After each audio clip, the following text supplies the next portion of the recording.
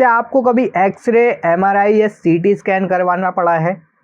क्या आप जानते हैं कि इन परीक्षणों में क्या शामिल होता है और ये किस तरह से किए जाते हैं? मेडिकल स्कैन से डॉक्टरों को सिर की चोट से लेकर पैर के दर्द तक सभी चीज़ों का निदान करने में हेल्प मिलती है।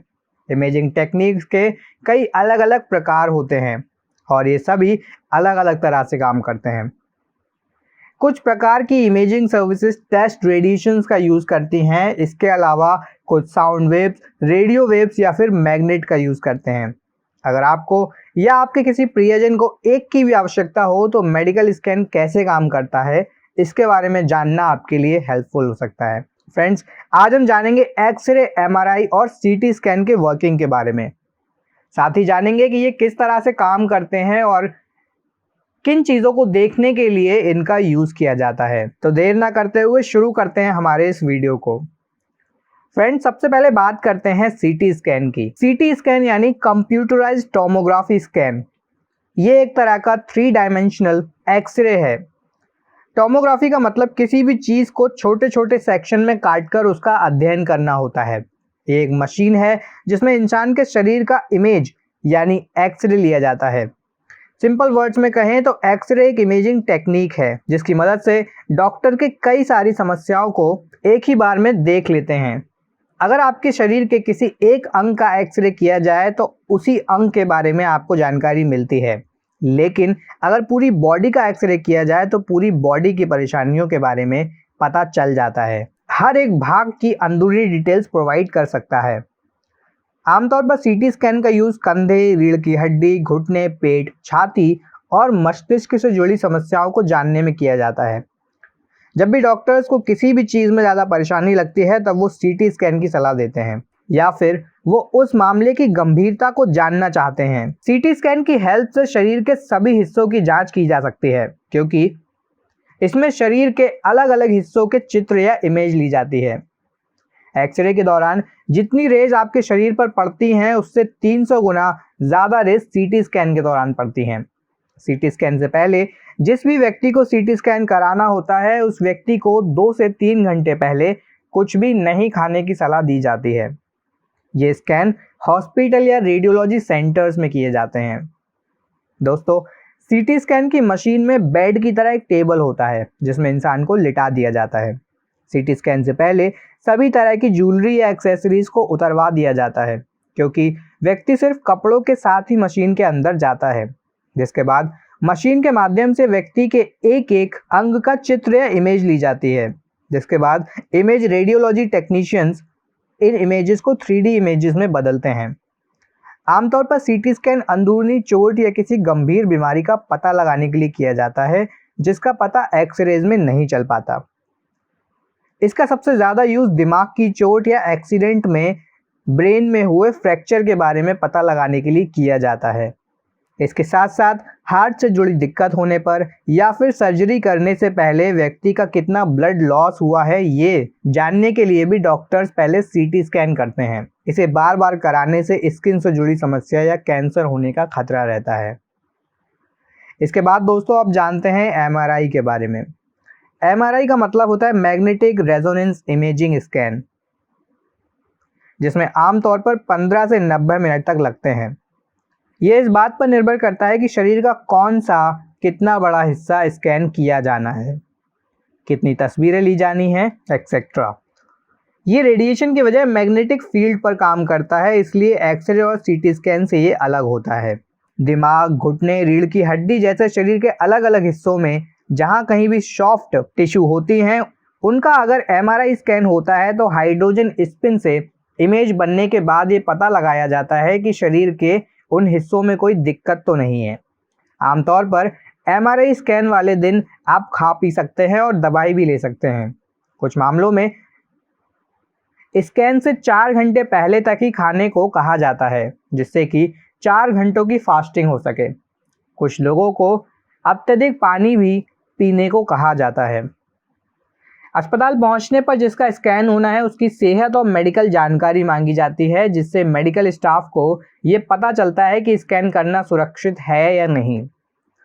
ये जानकारी देने के बाद मंजूरी भी मांगी जाती है कि आपका स्कैन किया जाए या नहीं, क्योंकि एमआरआई स्कैनर ताकतवर मैग्नेटिक फील्ड पैदा करता है। ऐसे में उसके भीतर जाते वक्त शरीर पर कोई मेटल ऑब्जेक्ट नहीं होना चाहिए।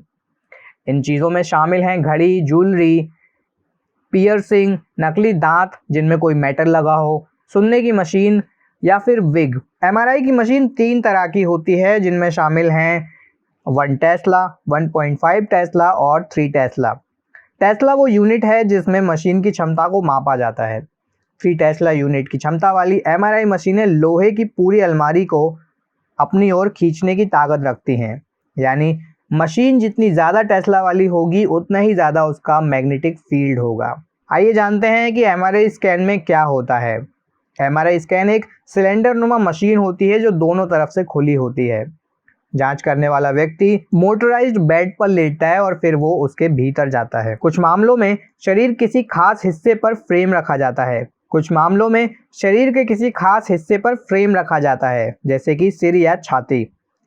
फ्रेम में एक ऐसे रिसीवर होते हैं जो स्कैन के दौरान शरीर की तरफ से जाने वाले सिग्नल्स लपकते हैं या अपनी ओर खींचते हैं, जिससे अच्छी गुणवत्ता वाली तस्वीरें लेने में मदद मिलती है।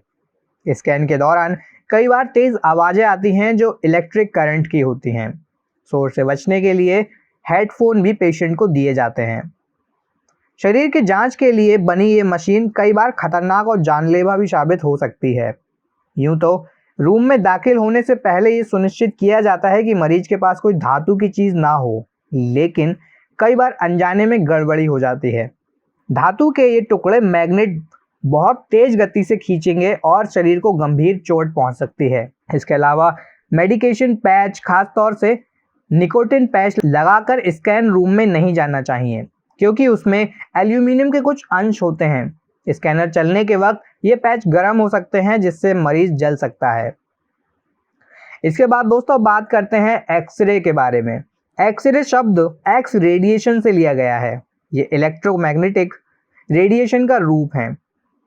इसकी वेवलेंथ गामा किरणों से ज़्यादा और यूवी किरणों से कम होती है। ऊर्जा के स्तर के आधार पर एक्सरे 2 प्रकार के होते हैं, हार्ड एक्सरे और सॉफ्ट एक्सरे। उच्च ऊर्जा फोटोन वाले एक्सरे हार्ड एक्सरे और कम ऊर्जा वाले फोटोन को सॉफ्ट एक्सरे कहा जाता है। एक्सरे अल्ट्रासाउंड, सीटी स्कैन और एमआरआई की तरह ही एक इमेजिंग टेक्निक है जिसका उपयोग शरीर के अंदर की संरचना को देखने के लिए किया जाता है। शरीर में बहुत सी समस्याओं के सही निदान के लिए डॉक्टर आमतौर पर एक्सरे करने की सलाह देते हैं। इनमें शामिल हैं शरीर के किसी अंग में बीमारी का पता लगाने के लिए, ऑस्टियोपोरोसिस जैसी बीमारी के निदान के लिए, हड्डी के कैंसर के बारे में जानने के लिए, ब्रेस्ट कैंसर के बारे में जानने के लिए, ब्लड वेसल्स का ब्लॉक हो जाना इसका पता लगाने के लिए, फेफड़ों में समस्या की जानकारी का पता लगाने के लिए, पाचन क्रिया में किसी गड़बड़ होने पर, संक्रमण होने पर, अर्थराइटिस होने पर, कैंसर के बारे में पता लगाने में और हार्ट के बढ़ जाने के बारे में पता लगाने के लिए एक्सरे किया जाता है। एक्सरे करवाने से पहले किसी विशेष तैयारी की ज़रूरत नहीं होती, लेकिन एक्सरे करने से कुछ घंटे पहले डॉक्टर मरीज को कुछ ना खाने और गहने और मेटल की चीज़ों को शरीर से उतारने की सलाह देते हैं। एक्सरे करने के लिए मरीज को एक टेबल पर लिटा दिया जाता है और शरीर के जिस हिस्से का एक्सरे करना होता है उसके सामने टेबल के ऊपर एक एक्सरे ट्यूब लटका दिया जाता है। इससे टेबल के दराज के नीचे एक चित्र बनता है। एक्सरे मशीन शरीर के माध्यम से एक बीम भेजती है। इस बीम को किसी भी व्यक्ति की कठोर हड्डियां ब्लॉक कर देती हैं और एक सफ़ेद फिल्म बनती है। ये रेडिएशन मांसपेशियों और वसा जैसी नरम टिश्यूज से भी गुजरती है और एक्सरे पर भूरे रंग का फिल्म बन जाता है। एक्सरे के दौरान किसी व्यक्ति को कुछ भी महसूस नहीं होता, लेकिन टेबल पर उसे एक ही स्थिति में लेटे रहने में कठिनाई हो सकती है।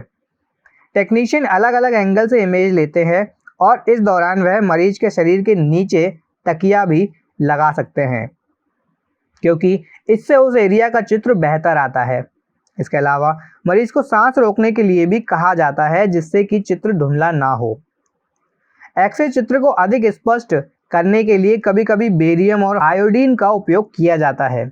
इस दौरान एक्सरे मशीन से क्लिक की आवाज़ आती है और एक्सरे की पूरी प्रक्रिया कुछ ही मिनटों में पूरी हो जाती है।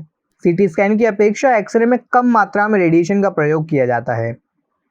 फ्रैक्चर चोट हड्डियों में असामान्यता के साथ साथ कई समस्याओं के निदान के लिए एक्सरे इमेज प्रदान करने का एक सटीक तरीका है। हड्डियों के कैंसर का सही और सटीक निदान के लिए एक्सरे को बहुत ही फायदेमंद माना जाता है। एक्सरे के दौरान शरीर के इमेज को उत्पन्न करने के लिए रेडिएशन का प्रयोग किया जाता है, इसलिए अगर कोई महिला प्रेग्नेंट हो तो उसे एक्सरे नहीं कराना चाहिए, क्योंकि ये भ्रूण के लिए अच्छा नहीं होता और गर्भपात का खतरा बना रहता है। अगर हड्डियों में फ्रैक्चर के निदान के लिए एक्सरे कराया जा रहा हो तो एक्सरे के दौरान मरीज को दर्द का भी एहसास हो सकता है। एक्सरे में इस्तेमाल होने वाले मटेरियल के संपर्क में आने से जी मिचलाना, खुजली, हल्का सिर दर्द और एलर्जिक जैसे रिएक्शन हो सकते हैं। एक्सरे करने से पहले एक्सरे इमेज पर उस अंग को हाईलाइट करने के लिए बेरियम और आयोडीन नमक लिक्विड लगाया जाता है, जिसे कंट्रास्ट मटेरियल कहते हैं। इसके कारण मरीज को निम्न रक्तचाप की समस्या और कार्डियक अरेस्ट भी हो सकता है। तो दोस्तों, ये था हमारा वीडियो एक्सरे, सीटी स्कैन और एमआरआई में डिफरेंस के ऊपर। वीडियो आपको पसंद आया हो तो वीडियो को लाइक और शेयर करें, चैनल को सब्सक्राइब करें और जुड़े रहिए हमारे चैनल। वीडियो को अंत तक देखा उसके लिए आपका बहुत बहुत धन्यवाद।